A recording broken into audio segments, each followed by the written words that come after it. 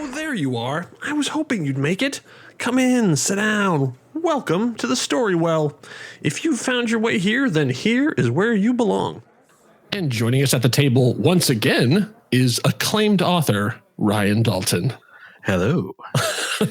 So glad you were willing to come back to the Story Well. Oh man, yeah, absolutely. As you helped inaugurate this, I feel and I kind of think of you as the spiritual godfather. Oh wow, I'll take it. It was during con that you would do these build-a-stories where you would get up, you'd be on stage with a bunch of other authors and involving the audience as well, and sort of would come up with something. And I happened to be, I attended one of those and was like, there is something magic here of just like everyone collectively coming together to just make up something. And then, it not really, for any material reason, but just for the sheer joy of storytelling. Yeah, and just to experience how a story can come together. And right. And I always in those panels would try to say, look, this is not how I sit and create a story. This is not how probably any of the authors here does it.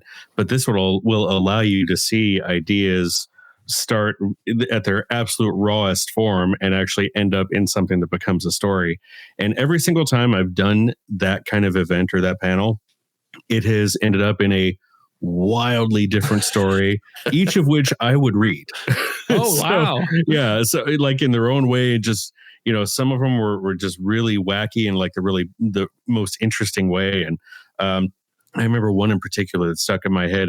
It ended up having to do with like, there was this secret, sort of almost like a Marvel type secret jungle underneath Antarctica, but there were all these traps designed by the Fabergé family, and it brought in Rasputin and a bunch of other stuff, and it was crazy, but in the most joyous way. It was a lot of fun. That's amazing. Now when you're on there, it's usually you and then probably like 3 or 4 authors plus a bunch of audience members. It can be as much audience as you want, because some are going to be more vocal. Yeah, some are going to be more vocal than others, and I find actually a smaller grouping of authors is better, because then you have I would say probably no more than 3 authors, because then you have a smaller set of voices that is actually directing all of that chaotic creative energy, and that can make the final decisions. Like, okay, if I ask about setting and we get 9 different suggestions, we can only pick 1 or 2. So you got to have just a handful of people that on the fly can say, let's go with this one, and let's start talking about implications and things. If you have too many authors, then that just becomes another committee. Yeah. At the end of it, do you still feel that you've had a hand on the ball? Like, do you feel like a connection to it, that you feel like it's because that you were part of that idea? Yeah, because you're the arbiter. You're the one who's basically saying, okay, this is the idea that we're going to use, or that's the idea for this or that character quirk, or like these 3 things could possibly happen. Let's go with that.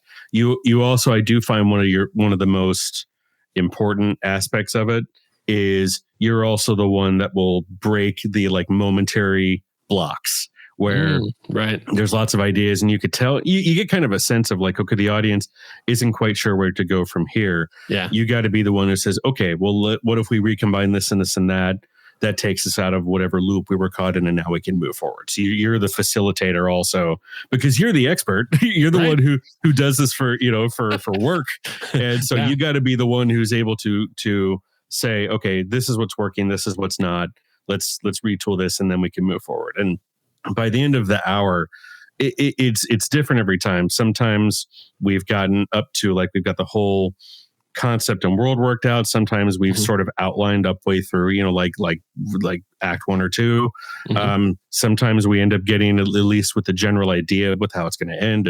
It all depends. The pacing's different every time, but if you don't have one hand on the wheel, then it just becomes chaos. So you've got to have a good balance of like control, but also being willing to roll with it. Yeah. So I guess for my kind of my formal question to start our conversation is really simple. I mean, and I'm sure it can be a quick, yes or no answer. In your opinion, what makes a great villain? Ooh. Yeah, I decided to throw you just a softball. I mean, right. Just that we can easily just wrap up and thing. And I guess my caveat to it would be, I guess, sort of more like a new villain, because there's a lot of like villains that sort of have historical momentum to them. Mm-hmm. So like there's going to be a lot of Moriarty stories. There's going to be Mm-hmm. a lot of Joker stories over the course of the thing. But when you sort of, even I guess, even as an author, as you sit down to come up with somebody who you know is going to be a bad guy, you know, it's evil. It's easy to just say, well, he's a Nazi. And then like half of your job is done because you already have the audience hating them. But then how do you like come up with it and come up with something memorable that's still relatable enough for you as an author? So I'll give you a couple of general thoughts. The one word that pops into my head, which you can apply to any character really, is the character needs to be compelling. And the beauty of the word compelling is it does not mean necessarily likable. It does not mean necessarily wholly relatable, because there are certain things, especially with a villain, there are things that you could understand maybe about their motivation, and that's a powerful thing. But you know, the real bad guys, you wouldn't necessarily find relatable, right? But they do need to be compelling in some ways and irresistible to read. And if you are finding a way to really evoke true emotion in a reader, you've gone a long way towards making that character a compelling character. And that's whether it's, oh, I love them so much and I just want to stand up and cheer, or, oh, I hate them so much. So I have a book that's on sub right now that's out with getting shopped out to publishing houses. And, fingers crossed. Fingers crossed, yeah. And the villain in that, it's a very, you know, it's kind of just a modern day, kind of a more personal story. Well, there's two halves. There's more of a, you know, kind of a bombastic part, but then there's kind of a family unit drama. And the villain comes out of the family unit drama. And so it's not like some larger than life, someone that has a plot that's going to destroy a world or a town or something. Right. It's just a person that over the course of the book, you realize is completely selfish. And they do things that are not cartoonish or anything, but I've had a lot of like readers along the way who said, oh, this reminds me of this person. This reminds me of that person I had to deal with in my life. And my agent said, I want to murder this woman. She said, I want her to be real so I can kill her. Well, you know, you're onto something there. Yeah. That's so great. What great feedback. Yeah. So when you are evoking that kind of emotion in a reader, and in a way that doesn't feel cheap, obviously it has to be earned. That's how you know you're on the way to a good, memorable villain, or a good, memorable character. But I think it's even more important when you're talking of if you want a really evocative villain. Yeah, I think that is something that the Marvel MCU has done a good job of, because they have a lot of bombastic villains that are just there to bwahaha and destroy the world. And I think that they made a good choice in the films to sort of find that thing about them that makes them interesting. That's how you get Loki. That's how you get Killmonger, and that people can actually relate to and go, yeah, you know, you're right up until this point. Yeah. Well, my still all-time favorite villain for the MCU is Zemo. Yeah, I love it. And one of the things that I like about him is because he's just a dude who was super determined. Yeah. And was a man on a mission, but he was still, you know, he was regretful of some of the things that he felt like that he quote unquote had to do. Of course, he didn't have to do them, which is one of the things that makes him a villain. Yeah. But even at the end, I like when he's even, you know, apologizing to Black Panthers. You know, I'm sorry about your dad. He seemed like a good guy, but he didn't say, I wish I hadn't done it. He just said, I'm sorry. sorry he got caught in the crossfire. Yeah, exactly. Yeah, I agree. There's a lot of those that I think they could have been heroes, but then something went off and they just decided to take that other path. But it's sort of like there are the multiversal version of like almost all of these guys. If you just went left instead of right at a certain point, they could have been Iron Man. They could have been Thor. It's just something made it the path go a little bit off. I think those are the ones, because when they're that close, it's that whole parallel between the hero and the villain.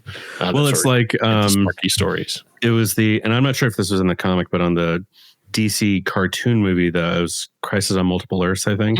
Okay. The final Batman versus Owlman fight. Yeah. Because they basically figure out Owlman's trying to essentially destroy the universe. Right. Because he thinks life is pointless. Yeah. And the two of them are fighting, and Owlman's basically like, you've seen the same things I have. You think the same thing that I do. And this is an amazing line. Batman says at the end, "We both looked into the abyss, but when it looked back at us, you blinked." And it's like, what a great line. What a great line. That is really good. Yeah. There's always that thing of taking the character and just changing one thing and making it there. And I think that's what I think is interesting about a character like Batman, who's been around for so long, is that you can have a lot of arch nemesis because that character is complicated enough that you can have it like, okay, yes, there's like, oh yeah, the Joker is his polar opposite and stuff too. It's like, yes, but like you can do a lot of things like watching how like him and Oswald Cobblepot in a lot of versions have an identical upbringing up until a certain point, or with Hush, or with like there's all these, or Two-Face, which like they were working like literally the same career, the same path, the same sort of determination of justice, and then something happened. So when you have, I guess, when they're a rich enough hero, then you can sort of create good villains off of it, as opposed to like there's a lot of sort of more modern heroes that are just like, I mean, I guess I would say James Bond probably last of things. Like he doesn't really have a lot of memorable villains just because that's not the point. Right. Yeah. Because everyone goes to see Bond. Right. A great villain is a great bonus. But yeah, that's not why you go see. You go see it for the quips and the spy intrigue and him, and yeah, I totally agree. Yeah. So all right, well then let's see if we can come up with our own compelling villain. Ooh. As we put our story together. So okay. So things have commodified a bit. I've sort of come with a more streamlined method since the last time you were on. So cool. I'm going to ask you a series of questions. There are no wrong answers, but it'll just basically guide us towards sort of what the format we'll do before we start rolling. So the first thing is the first one will be format. So I have a dice pool set up for all of the formats. So either will be a book, will be a television show, an audio drama, all those kind of things. So nice. If you're feeling one in particular, we can go in that direction, or I can roll the die and let the fates decide. Let's roll the die. All right. I have been using a die that had been rolling 4s a lot, which is film, which was great. Okay. And so I decided to switch out the die, and so we'll see what comes up. And now watch a 4. Not a 4. All right, cool. And we have 5. Oh, it is a play. Oh, that's interesting. Okay, we're going to have some physical constraints then. That's right. Yes, by our imagination. Okay, now next thing will be for genres. So we're going to do 2 different genres. So I have 2 20-sided die. Mashup. I love it. So exactly. You'll do the first one. Okay, we have rolled an 18, which is using a public domain character. That has actually come up a couple of times. Interesting. I'm going to take some. I'm going to take some notes here while we're talking. Yeah, exactly. Go ahead. I'll review as well to make sure that we have it too. Okay, and then mashing that up with that is a. Oh, that is not very well. Oh, that is a 19, which is the first time we've gotten this guest's choice. So we have a play using a public domain character. What would you like? Making real on this. I mean, we've got, fantasy, mystery, romance, sci-fi, crime. So I get to choose the genre. Choose the second part. So it's a play involving a public domain character. But what else would you like? So a play with a public domain character. Oh man, there's so when you can choose anything, that's like that's true. The hardest. Your choice can be, how about you roll that die again if you want? I'll take you through my thought process. It's like, okay, do I go with what I know I love, or do I just go with something that's a great challenge that I don't often deal with? Yeah, because these are fun because they're supposed to test you. Yeah. Let's do the die again. Okay. Because I would just love to leave it up to chance. Okay. All right. The die roll is a 5, which is look at that. It's a spy thriller. Oh, so this will be interesting. A public domain character, a spy thriller, like a spy. I mean, it just says spy. It doesn't have to be a spy thriller. I guess it could be a spy romance. I mean, it could be, but somehow involving a spy. Okay. And then it's a play. All right, so start working those around while I'm gonna go to the story engine and see if I can pull us up a plot. Yeah, I'm also gonna look at. So think about public domain characters. So I mean, that could be anything. That's what I'm literally Googling that. The new characters that have just entered the public domain, like Steamboat Willie, Mickey Mouse, and Winnie the Pooh and Tigger. Which I early on in one of the other shows we did a very interesting Winnie the Pooh thing. So I went up, but that's Sherlock Holmes. It's Peter Pan. It's like.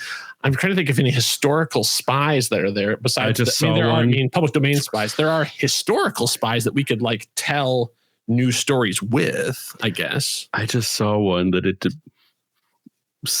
jumped out at me. It just depends on how weird you want to get with it. Do you? Let me ask. Do you want to fold in a third genre? Ooh, interesting. I'm always up for a challenge. What did you find? But here's, boy, this will tell you how much I like getting weird with this stuff. Is as soon as I saw the character name, I thought, okay, what about like an old style like noir spy thriller starring King Kong? Okay. So, and that's why I asked about like a third genre. Because I'm thinking of like an alt-world King Kong where he has achieved sentience and is a little bit smaller, but he is now like in an old style like neo noir black and white city where he's like a spy for hire. Oh, you think Kong is the main character? I'm thinking of Kong as like if you make him like small. Let's say he's like original Hulk size, like 6-7 feet tall, but he can wear a trench coat still, but he's in a city, that's it. And that's just, if we want to get real weird with it. Well, you know what? It actually, the plot that the story engine, storyenginedeck.com, not a sponsor, but I'd be happy to take their money, has come up with it. It's actually not too dissimilar to this, or that it could easily fold into it. And it's, they say a guardian wants to unravel the mystery of an ominous tower, but they will owe something to someone they despise. Ooh. Unravel the mystery of an ominous tower. Yeah. I was thinking before you were, as I was putting the cards down, like this would be about finding Kong or freeing Kong as of too, but like having him as our. See, I'm thinking a Kong that has not too long ago been granted sentience and is now sort of like a spy for hire. Okay. In this gritty neo-noir hard-boiled city. Okay. Is it sort of you're thinking like a Zootopia kind of thing where there are a lot of animals and that are sentient, or are you thinking like he's the only animal in the city of just regular people? I'm thinking mostly humans. Okay. But also it is happening with other animals, but also robots. Oh, robots too. Okay. Yeah. All right. So because if you're going to have noiry, steampunky sort of, if you're going to have talking animals like that are now in neo noir spies, you might as well also have like old style Buck Rogers vacuum looking robots and things that are also that are maybe semi sentient or at least have semi AI.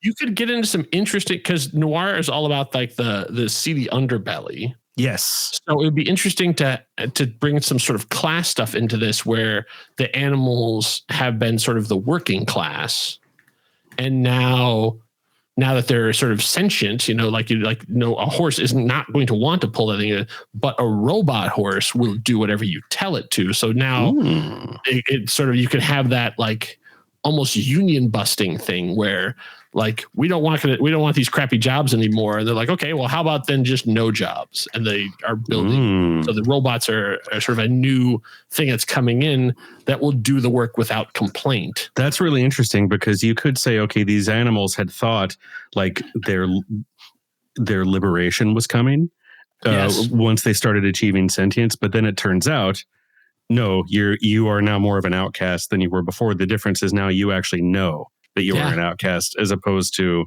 your lower intelligence before, where you didn't quite grasp what you were. Yeah.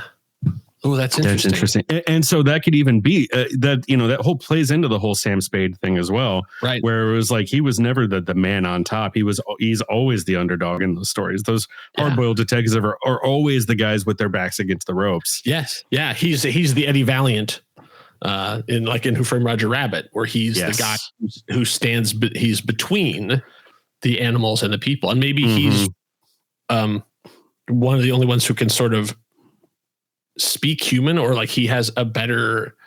You could say maybe he's the original. Maybe he's the original one who ascended. Yeah. And so he's farther along than all the rest of them, which is how he can, do what he does. Right. But it could be that he is also, in addition to just, maybe he's so good at what he does that humans will actually quietly, without wanting anyone to know, will still hire him to do some jobs. But he's kind of the shameful thing they don't want anyone to know about. But he's good at his job. But he also does like pro bono work for animals that are ascending like he did on the side, who are being mistreated or have mysteries. But he also does not want to get involved in the politics of it all. Right. He just wants to do his thing. Yeah. He doesn't want to be a union leader. He doesn't want to march. He doesn't want to rally. He doesn't want to make any statements. He just wants his life. Yes. And it could be, this may go into actually, I wonder if the tower could have some mysterious connection to, maybe they don't know why some animals are awakening the way they are. Yeah. But maybe he ends up thinking that there's something in this tower that is related to it. Maybe but there's dangers there, but that's also part of, maybe it's somehow tied in with why he is the way he is. And he also wants to know why some but not others. Because what if like his mate has not ascended and she's still back in the sanctuary or whatever they used to be in? Yeah. And he longs for her to kind of awaken like he did, but she hasn't yet. Yeah. And he wants to know, why me and not others? So that could be one of those underlying needs he doesn't really talk about. Okay, that'd be interesting. That if we have it be that the events of King Kong happened. Yes, that would be great. Even that he is like maybe a descendant of the original. That's a great idea. Yeah, it could explain why he's smaller too. Yeah, and like maybe that we, instead of having it be like, it's a mysterious island, we didn't find it. They did. Like they basically went. Yeah, like, the gorilla goes crazy, climbs the tower, dies. 'Twas beauty killed the beast. What if it's the same tower that now we can just chart it back, and so they basically have then now looted Skull Island or Kong Island, whatever you want to call it, and started domesticating a lot of the animals. And sort of like we did with dogs, generation after generation, they're getting smaller and more domesticated. Yeah. And so like maybe he's Kong's like great grandson or something. Yeah. So now we move into the 40s and the 50s. But what if the mysterious tower is the tower that Kong climbed, but for some reason after that day they shut the tower down and nobody that is publicly allowed inside, but they will never say why. Yeah. So that could be that what's happening to the animals goes back to the day that Kong got loose, but nobody knows what that reason is. Yeah. Yeah. So we got to be careful that we don't end up making Zootopia again. Right. What's so funny? Very close. We're like, all of a sudden you're like, oh no, that's just Zootopia. That reminds me of just recently, I was thinking there's a graphic novel that it's one of my all-time favorites. It's a little indie book. And I thought, I would love to have sort of my version of that because I like the type of story. And so I spent an afternoon just kind of like brainstorming, like, oh, this could happen and that could happen. And by the end of it, I looked at my synopsis and was like, that's just that book. I just re-outlined the book I love. Yeah. Oh yeah. Yeah. That's one of those things. I mean, that's one of those things. It's you hear the melody in your head. And you just can't get so out. Well, so what do you want to toss out then? If we've tossed out anything that you don't want to go with? Because we want this to still feel very much like its own thing. I guess we should probably come back to that. It's a play. So right. It's a play. I got all caught up in my ideas. It's still going to be. I mean, it can be sort of a Lion King-esque thing where it's basically not a guy in a gorilla suit, but it's sort of like you have sort of the elements of it around that Right. Yeah. But it's still going to be like an on stage, so it has to be a lot of the. And I think that this plays into the whole Maltese Falcon kind of vibe of like it's about the internal conflict. So we're not going to have a giant, ape versus robot fight. Right. Yeah. It's mainly just a lot of tense conversations in dark rooms. Right. Yeah. And it's about and the nature of the beast, nature of man, like the how far in compromise, how far are you willing to go, and even into like. Race trader kind of stuff about like, are you selling out your people in order to? Yeah, maybe some of the animals that are also awakening resent the fact that he does still work for humans. Yeah, but he Yeah, you really could have like almost a divided city. Or he's kind of like a man without a country, where he's like, well, if I work for the humans, then my own kind hate me. If I don't, the humans are going to hate me no matter what. But it's a means to an end, and so it could be like he did. Neither world fully accepts him because so he's stuck in the middle. Yeah, and having that that lineage too of like that he's descended from kings, right? That, that literally like the people still revere him as sort of like the prince. Yeah, because everyone like it was King Kong, and now you're descendant or whatever too, and now look how far you've fallen. Yeah, that could be interesting because you could have some revering him and some with that are like, what look what you've done with your great grandfather's legacy, and how small you've become. Yeah, that's really good. How small you've become. Okay. So then, I guess since we were talking about villains, then I guess let's see if we can let's talk about villains. Okay. So do we want an animal villain or another monster? That's a good question. I mean, or do we have to know until the end? I mean, it could be that it's a shadowy villain and we don't know till the end. That's true. I mean, I think that would be play right into the whole the mystery of it all of the LA Confidential of like it's this guy, no, it's this guy, no, it's this guy. And how deep does the corruption go and all of that? But I sort of the obvious thing would be just to have like the mad scientist. Somewhere at the top there's a bald guy with a long beard just blah-ha-haing in front of a machine that goes zzz. It would be a great red herring for that to be to seem like the big bad, but turn out for him to be the puppet of the mastermind villain, who's kind of in the shadows but using that guy's crazy. And it could be that he's not the only person that this guy is using. He could have people, just like he's one of many puppets on the strings that this guy is using for whatever he's trying to orchestrate, which we haven't figured out yet. Yeah, exactly. That's what we have to figure out what the whole Chinatown of it all would be. If someone is showing dissent, then for what reason? What is it? What did they benefit from causing this? Because obviously, like the business owners would see the robots coming in as like a solution to all their problems. They don't take breaks. I don't have to pay them. Exactly. They don't question my orders. Right. Exactly. And look at all the great products you get and stuff too. And so then you leave, this whole, like the lower class, which basically is the animals, completely without anything to do. But then that seems like everything's going great. So it seemed like, I guess that would be our first sort of red herring would be like, oh, clearly it's that guy. Right. He's a bad guy, but it turns out, no, he's just like, hey, I got rich. Like, I'm good. Like that's where my thing stops. Someone who just wants to be a kind of a tycoon kind of right. Yeah, guy. Exactly. Like, basically like you think he's Lex Luthor, but no, he's not. He's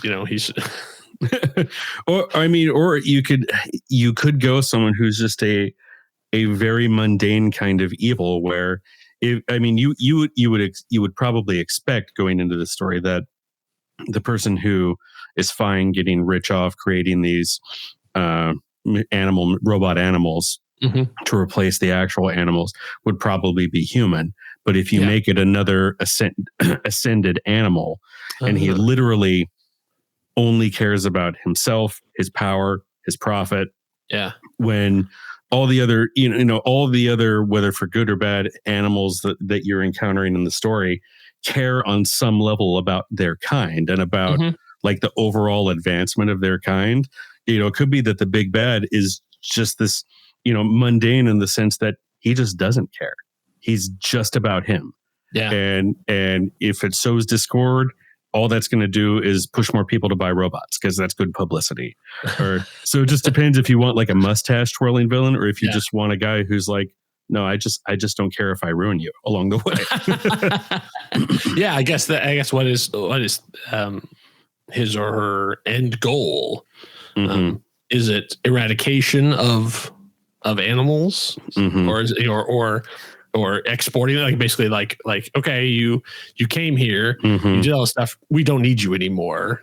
Here's another way: if you wanted to turn the mundane guy into also a mustache twirler, you could have the twist where he's been hiding like bombs inside all the robot animals. Oh, and he's waiting for enough humans to adopt them that once they're in this many households across America or across the world, really then I set off the self-destruct. And then these animals, I figured out where statistically, if I sell this many robots, then and I detonate them at the right time, then we'll at least be population-wise on equal footing with the humans, and they will have to notice us then. Yeah. Or reckon with us. You think it's like sort of the almost like an X-Men metaphor, but then it turns out like, no, he's planning on making it a Planet of the Apes situation where it's like now the numbers are in our favor. Yeah. Or it could even be that he's not, maybe he truly in his mind just wants an equal share. Right. But his way of getting it is to decimate human population. Yeah. Oh, okay. Oh, all right. All right. Yeah. This is good. This is really good. Okay. So I can, if let's say if he's, some kind of like, let's say that if Kong is a gorilla, then this is a marmoset. Like this is but really small. A very harmless looking herbivore. Yes. Yeah. Oh yeah. Well, we got to be careful because once again that gets into Zootopia again. Oh, that's right. Like, it's a lamb. Yeah. So I was thinking not if too they're harmless. if they're both either apes or monkeys, then you have that connection there. It's like sort of like a capuchin. Like a small, but it's like never, like it would tower over, but basically you could even have it be like just even a small performer. People do tend to think of him as kind of scrappy. Yeah. But super brilliant, but could never get anywhere because who wants a smart monkey, And so he's always been the, like right next to what they think of as the brilliant scientist, but he's the one who actually came up with all these things, but could never get patents, could never get anything because they don't know who would listen to a dumb animal. It could be interesting, or even like a lemur or something. It could be interesting. Yeah. It could be interesting where, like he could be even the animal that's on the mustache twirling mad scientist's shoulder the entire time. It could be like Scarface in Batman, where it's the the dual personality thing where it's the puppet, is the gangster personality of the ventriloquist. Yeah, exactly. Yeah. So you meet this guy who's his mustache twirl, who's very like, I'm going to create these, you can give him an accent and everything. And I'm going to create these robots and it's going to make your kind obsolete and this and this. And he's got the evil plans. But it turns out, the marmoset or whatever on his shoulder is the one who's actually calling all the shots. Yes, yes, and no one, the one no one would pay any attention to, could never get any to listen to, but then finally do it. And then this has been his plan all along, of like he's the one who actually came up with this, like the design even for like this engine that runs these, this water engine type thing that runs these robots. Yeah. Wouldn't it be interesting if the mad scientist looks up to the lemur because he cracked the code when the scientist couldn't. Yes. Like he was trying to get there. Yeah. But then this ascended animal comes in as like, no, here's how you do it. Yeah. Yeah. And so he comes across like the brilliant scientist, but next Einstein, whatever, like next Tesla. But he's really the number, and maybe he does have moments of brilliance, but he's really the number two. Right. Because he could never rudimentary science. He's the Salieri of the right. Yeah. That's right. But is just grateful that he has, this like that, as opposed to being like super jealous of it. I mean, we could even play into that later on that he could play on each other. But he gets to work out his insane plots, but there could be at least shades of a little bit of a complex there that he's taking orders from an ape or not an ape, but a primate. Right. So he could be conflicted where he's like, he loves and hates everything that's happening. Yeah. And we can even have that be that like Kong is onto him really early on, evil scientist doing all this stuff, and then meets the guy and he's like, this guy's an idiot, and like immediately discounts him and then moves on to other avenues. Like he thinks, and we think that, that was a red herring. And it turns out, no, actually, you walked right by the mastermind and you never even saw him, which feeds into that the whole thing of like, even you didn't see me. So it could be that he is also set up like a human businessman to be like his face as well. So, but also in the shadows and hard to track down and hard to find. So it could be that that's kind of the specter that Kong is going after this whole time. He thinks it's also like this Lex Luthor type, you know, the business tycoon in the background. So he thinks he's chasing it. Who's bankrolling it. Yeah, he thinks he's chasing this human who is behind everything, who is this mysterious, the man, you know, that nobody can can get in the same room with. Or, and then when he does, then he like once again sort of finds like, oh, like once again, like humans continually disappoint me. Like really, this is it? This is all you want? Just more? That's all you want is just more? Like this is not who I. And then you can even have from the other side too, a sort of rabble rouser that you could have it be like I don't know, a hyena or whatever that is stirring up the people, like causing all of these almost not quite terrorist, but almost there. Yeah. And then that's sort of like the next lead that he follows up on is like someone who's exacerbating this and, you know, like is upping the tensions. Had like face on the wanted poster kind of stuff of like, fancies himself like a freedom fighter. Yeah. But he's just making things worse. Right. Yeah, exactly. Yeah. I love the idea of like Kong meeting these people and then just be continually disappointed in all of them. I'm just like, like I'm waiting for something extraordinary, waiting for something brilliant, waiting for something charismatic and fantastic. And all I am is disappointed.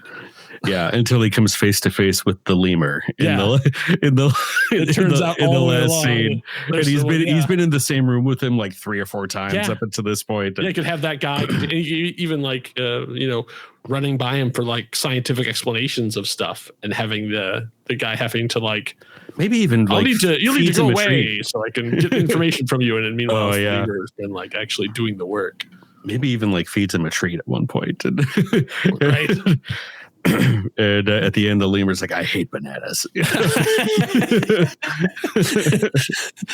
That's right. So his plan is okay. So then this is where our conflict comes in terms of like format versus the idea. Because like in animated film, there's one way this ends, but in a play, this is going to be a very different thing. So we have to have it be much more dialogue based in terms of like more philosophical debate, more of that seedy noir kind of like no big action scenes, right? Exactly, very contained. A lot of shadows and running and hiding out from Johnny Law. Whatever that will be. We haven't figured out the femme fatale yet. I was thinking that too. I was trying to figure out like how that be, because you were talking about having like his love be across the sea or whatever, and so he's on his own. But will there be, because doesn't want to get into like, are there other gorillas and stuff too? Because like once you establish that there's like a colony of gorillas and like come up and see me, something like the Mae West of gorillas, then all of a sudden Kong doesn't have quite as much originality. Like I kind of like the idea of him being the only gorilla. We can go with that. Yeah, because it makes him lonely. Yeah, that's true. But you could have him writing letters. Yeah, then you get back into the whole narration of it. Oh yeah, very nice. So he's right. So he's like he's telling his thoughts and how he's doing the investigation. Yeah, writing about him writing a letter case. back to, and she's still on Skull Island or whatever. Like he hasn't been able to afford to or allowed to bring her over. Or it could be we don't know who he's writing to. Yeah. Or maybe it's not to a girl. It could be just that he's writing this down in the hopes that others like him will get to where he is and be able to read about it once they reach his level. So it could be we think that it's to a specific person, but in the end you reveal he's just writing to his own kind, essentially. Yeah. Hoping that eventually he will not be the only one. That's interesting to have him be sort of the most evolved. Yeah. And yet he looks terrifying. Mm-hmm. Oh yeah. Yeah, he's the smartest of them, but he's the most beastly appearing as well. And you can even have the rest of the animals sort of speak in broken English. Yeah. that because they don't have quite the even like their larynxes or their right. Yeah, even them physically haven't fully developed to be able to do it yet. Yeah, they can't speak in full and complete sentences. Yeah, and that could even create interesting dynamics with some, because maybe some are proud of him and see him as like this forerunner for hopefully what they hope is the rest of them, and it could be others who really resent him and who don't like that he's got this thing that the rest of them don't have yet. Because right now people can easily discount all of the animals because they sound like idiots. But then when you have this well-spoken gorilla who's probably quoting Aristotle or whatever, then they're like, oh, I don't like this. Well, and that top of the food chain thing, and all of a sudden it's like, oh wait, he's smarter than me and stronger than me. Oh, I don't like this. It could be, so he could, and that would just further emphasize how he doesn't really belong anywhere. Not fully. You could even have the antagonistic sort of cop who's keeping him in his place. Of like there are still rules, and like nothing in the Bill of Rights says anything about monkeys. That kind of yeah, exactly. What could be interesting is his victory is going to have a cost.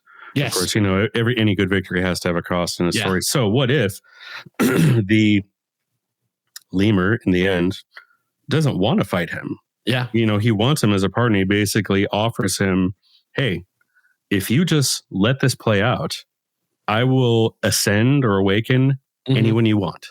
Anyone you want. Do you want to be all? Do you want to be all of your kind? A specific of your kind? Name it, and you have, and it's yours. Just let me go about my business, and you can have everything you want. Yeah, even he can directly. Even if we do want to have the wife or his people, like it could be that no gorillas allowed. Like he's the only one there. That like your people, I'll make sure that they're on the first boat to help rebuild the city that we're about to destroy. It could even be that like he maybe won't be alone anymore. It could even be one of the tropes of those old hard-boiled detectives is they're always broke, right? Well, what if you find out one of the reasons he's worked so hard for humans who have almost all the money, but is still broke, is that he is essentially either bought or rented out the entire building like that he's in, even though it's an old slum building, specifically hoping that others of his kind will be able to come and live there. Oh, wow. So he's working so hard for them, but he never tells anybody that. But that's also why he never has any money, because it goes to keeping this building open. Oh, okay. So even the Ominous Tower could still be where the bad guy is. But what if it's the ruins of the Empire State Building? Oh, that was destroyed when his predecessor fell off of it. Maybe it just got condemned. Yeah, exactly. So he bought the site for a song. Yes, and he's hoping that. So he's basically maintaining it, hoping that when others like him get there, they can all rebuild it together. Like that like prime spot in there. Even though it has this, it's like a mass grave too. It's like it could even be that like it's literally built on the bones of King Kong. Like he was too big to move, so they just left him.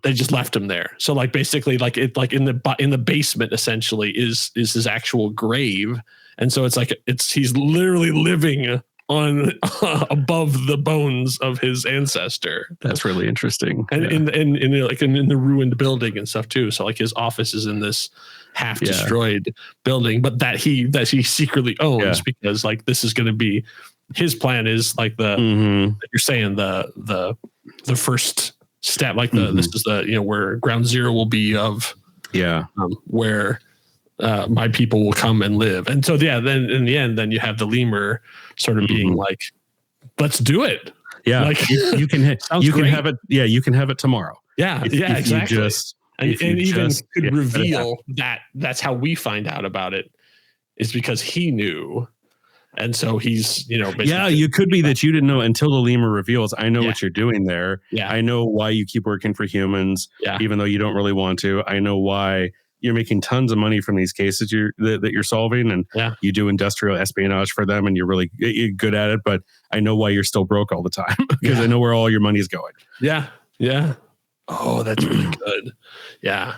Okay. So then he would have to then choose justice. Like he'll have to choose like that. Like he will save all these people and cause this to happen. Like, I guess they're sort of like the two big buttons. Exactly. The one that shuts them all down permanently. Yeah. And then he makes that choice and is unsung for it. So then even not only does he not get what he wants, but he won't get the credit for saving things, and he'll probably get the blame. Well, maybe he gets for destroying the robot workforce. Maybe he gets a little bit of a partial victory in that whatever he does, to kind of save the day, shuts down the bombs and the robots, but also ends up like pulverizing the network that the machines run on. Right. So that the machines can't be a thing anymore, which means that there's room now for the animals to rise. Yes.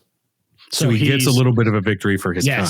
Hated by, hated by humans. But will still be used because he's really good. Yes. But they'll just never admit to it. Now he'll sort of win back a lot of the respect. So his station is no higher, but that rising tide will lift the others of his kind and be a net good for all of them, really except him. Yeah. But there could in that still be some hope for like what he's trying to do. Right. I wonder if you could even have it to where like this lemur could be 10 chess moves ahead and could have seen this confrontation coming. Maybe he's actually actively been suppressing the other apes to keep them. So maybe in destroying this network, to keep them like, or somewhat, but maybe in destroying this network, he also ends up destroying the lemur's means of keeping the apes from ascending. So that it's not like right now he's seeing anything positive, but there is hope for the future because at least now they are not being artificially suppressed. Yeah. So now they will have a fair shot at getting where he or at least some of the other animals are. Oh, that's interesting to have it as part of his plan of that they could not get above a certain level.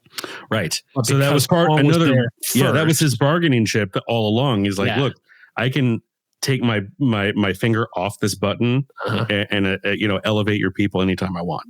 Yeah. But why would we do that when we can be above them? We can be the rulers. We can be the smartest. We can be, you can get everything you want. You can get the respect you wanted. And you could be a king. Oh, nice. How would you like to be king of the apes? That's good. That's really good. Okay. I like that. I like that a lot. Okay. Ordinarily, I would sort of ask about casting, but at this point, I don't think that really matters as much. So we're going to skip right into the most difficult question of the entire thing, which is, what do we call it? I'm going to throw out a bad one at first. Okay. Get the ball rolling with a bad idea. Exactly. Yeah. If you can beat it, then it'll be better. So my first thought was King of the Urban Jungle. I know that marketing would want us to have Kong : something. And I'm not necessarily against having them, but like it's just like Kong : Skull Island is a clunky title. Yeah, I think it worked against that movie, which is actually pretty good. But I understand the want to have Kong in the title. Yeah, it makes sense. Yeah, interesting. Yeah, there's so many. I'm in my head kind of trying to truncate how I normally do play these word association games. These word clouds and things. To see what could relate, what's a synonym, not cinnamon, of this or that. And I'm trying to think, okay, something, but it's something still with that like hard-boiled noir spy thriller feel about it. Like the I mean, would you want to have it as simple as like the mystery of or the secret of or that kind of thing? Or, I mean, because a lot of the noirs, like, the third man doesn't really sound like much. Right. Yeah. I tend to like sleeker titles. Yeah. I don't like a lot of like colons or, things like that. I tend to like them to be fairly quick and smooth, snappy. Yeah. But that requires more work and more brainstorming. The ape who would be king. Oh man. Yeah. Because all the ones I'm coming, see, you got to get through 100 clunky ones before you get to a good one. And all I'm coming up with right now is the clunky ones.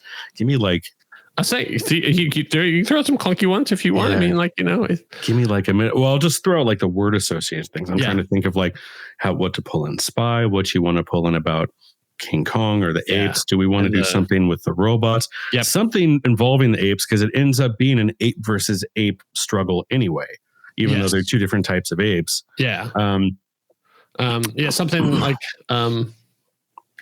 I think like top of the food chain, or something involving like the animal kingdom. Mm-hmm.